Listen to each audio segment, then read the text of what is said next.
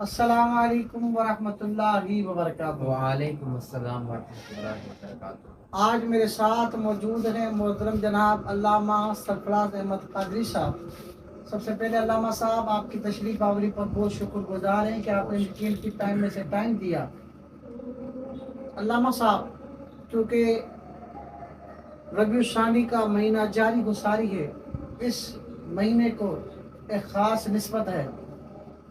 حضرت سیدنا محبوب سبحانی قندیل نورانی شیخ عبد القادر جیلانی الغیلانی البغدادی رضی اللہ تعالیٰ عنہ، جسے ہم اپنی زبان میں یاری شریف کا مہینہ کہتے ہیں۔ علامہ صاحب، آج جس موضوع پر آپ کے ساتھ نشست ہے وہ ہے حضرت سیدنا محبوب سبحانی شیخ عبد القادر جیلانی رضی اللہ تعالیٰ عنہ کا مقام و مرتبہ۔ جی، بسم اللہ الرحمن الرحیم۔ سب سے پہلے تو آپ کا بہت شکریہ کہ آپ نے طلبہ ناجیز کو یہاں پر بلا کر اور آپ نے یہ موقع عنایت فرمایا۔ آپ نے بہت اچھا سوال کیا۔ یہ ایک بہت ہی بڑی نسبت ہے اس مہینے کی سیدنا عبد القادر جیلانی رحمۃ اللہ تعالیٰ علیہ سے۔ آپ کا عرس مبارک ہوتا ہے اس مہینے میں۔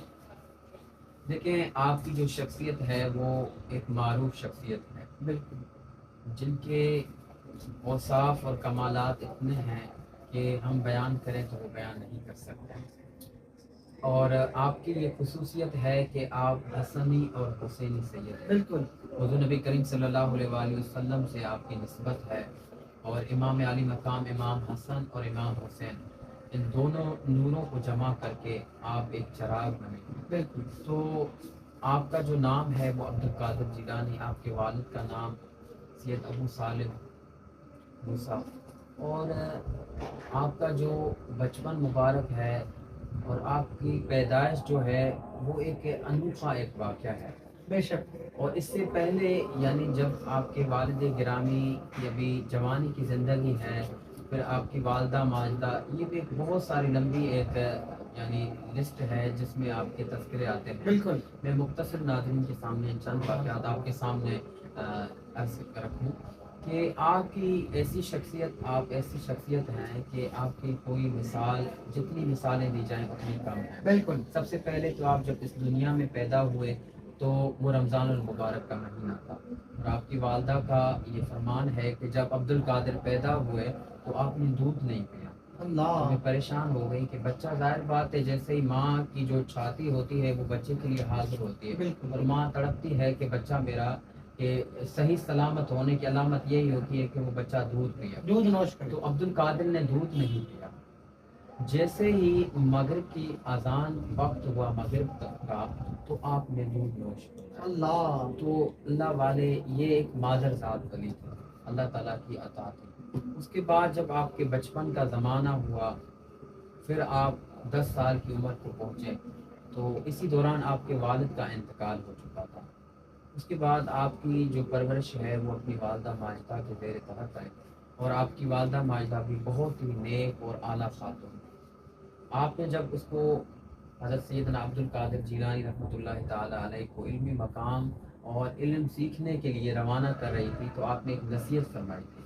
آج کے دور میں آپ دیکھ رہے ہیں کہ ہمارے علماء کرام اکثر واقعات یہ ہو رہے ہیں کہ کرامات کو لوگ جو ہیں وہ مذاق بنا رہے ہیں، اور یہ میں یہ نہیں سمجھ رہا کہ یہ عوام الناس کی غلطی ہے، بلکہ یہ ہماری ان علماء کرام کی بھی غلطیاں ہیں کہ آج کے دور میں ہم نے صرف کرامات ایسی بتائی ہیں جن کا کوئی تعلق ہی نہیں ہے، جن کی کوئی نسبت ہی نہیں ہے، اور آج کے دور میں لوگ حقیقتاً اس کو مذاق بناتے ہیں۔ بالکل، تو آپ نے اپنے بیٹے کو جب روانہ سفر کے لیے سیدنا عبد القادر جیلانی کو کر رہی تھی، تو آپ نے ایک جملہ ارشاد فرمایا کہ اے عبد القادر، کبھی بھی بیٹے جھوٹ نہیں بولنا۔ اللہ، میں بچپن سے میں پروگرام میں تھا، تو انہوں نے ڈیمانڈ کی کہ سیدنا عبد القادر شاہ جیلانی کی آپ نے کرامات بتائی۔ اب ہوتا یہی ہے کہ لوگوں کو وہی چسکا بات دیتی ہے کہ جس میں ان کا کوئی فائدہ نہیں ہوتا، اور بندہ ناچیز کی یہ کوشش ہوتی ہے کہ ہمیشہ وہ بات بیان کریں جس میں ہمارے لیے کوئی فائدہ اور نصیحت ہو۔ کوئی نصیحت ہو۔ تو میں سوچ کر اب ممبر پہ انہوں نے اچانک سے، عید کا موقع تھا اور کتاب عید کا تھا، اور انہوں نے ڈیمانڈ کر دی۔ تو میں نے کہا کہ سب سے بڑی جو ہمارے شیخوں اور مرشد کی جو سب سے بڑی کرامت یہ ہے کہ آپ نے کبھی جھوٹ نہیں بولا اللہ اور آپ نے درس یہی دیا ہے. تو وہ مختصر واقعہ میں آپ کو عرض کر رہا تھا. تو آپ نے کہا کہ بیٹے عبد القادر کبھی جھوٹ نہ بولو, اور یہ کتابوں میں بھی آئی ہے روایت. تو آپ جب سفر میں جا رہے تھے, پہلے اس طرح تو نہیں ہوتا تھا کہ ٹرین پہ بیٹھے اور سفر کیا, پہلے پیدل سفر ہوتے تھے, قافلے جاتے تھے, ان کے ساتھ آپ بھی چھوٹے بچے تھے, روانہ کر دیا. جیسے ہی آپ آ رہے تھے تو راستوں میں ڈاکوؤں نے حملہ کر دیا, چور یہ تھے, انہوں نے سارا سامان لوٹ لیا. اب آپ بچے ہیں, آپ کے پاس کوئی نہیں آ رہا تھا, اور آپ ایسے ہی مطلب یعنی اس ماحول میں تھے. تو آپ سے کسی نے آ کر پوچھا کہ تیرے پاس کیا ہے؟ کہا میرے پاس تو میری والدہ نے چند سکے ہیں جو میری قمیض کے اندر سیل کے دیے ہیں مجھے.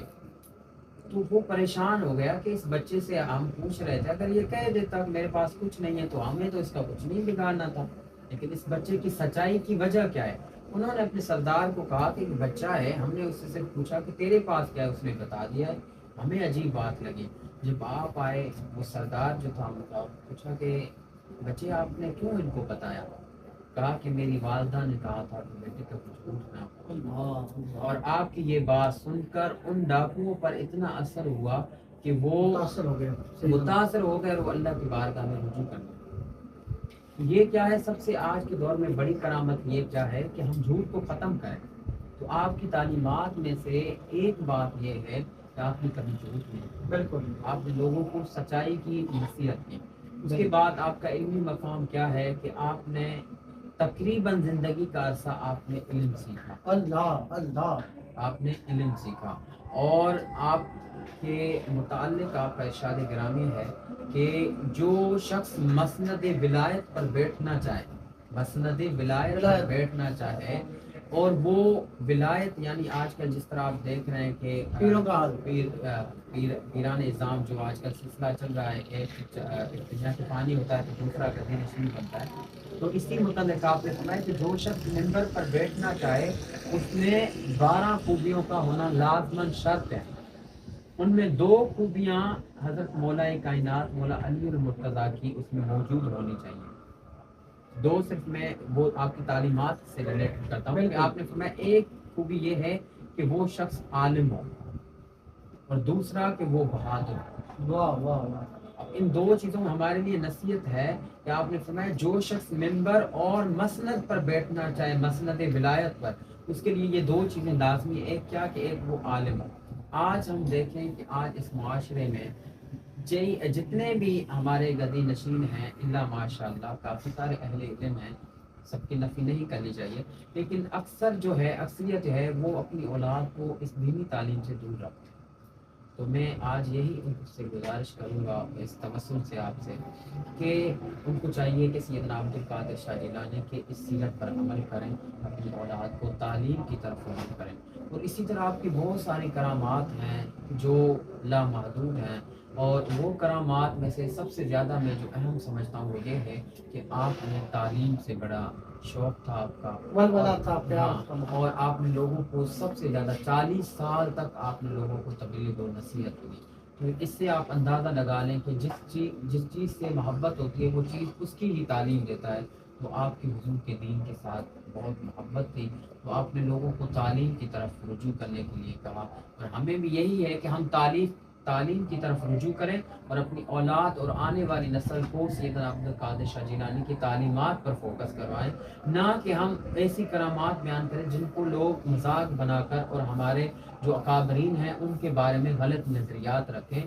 بلکہ حقیقی دور میں, اس دور کے اندر, جدید دور میں یہی ہے کہ ہم ان صوفیاء کرام جیسے سیدنا عبد القادر شاہ جیلانی کی ایک شخصیت نمایاں ہے, ان کی تعلیمات بتائیں. اللہ تعالیٰ مجھے بھی عمل کرنے کی توفیق عطا فرمائے, اور سامعین اور بہت شکریہ علامہ سرفراز صاحب, آپ نے سیدنا محبوب سبحانی شیخ عبد القادر جیلانی رضی اللہ تعالیٰ عنہ کا مقام مرتبہ ہمارے سامعین ناظرین, اور سب سے بڑی بات کہ آپ نے زندگی میں بچپن سے کبھی جھوٹ نہیں بولا. اللہ پاک ہمیں سیدنا شیخ عبد القادر جیلانی کی سیرت پر عمل کر کے اپنی زندگی کو انوکھا بنائے. آمین. والسلام علیکم ورحمۃ اللہ.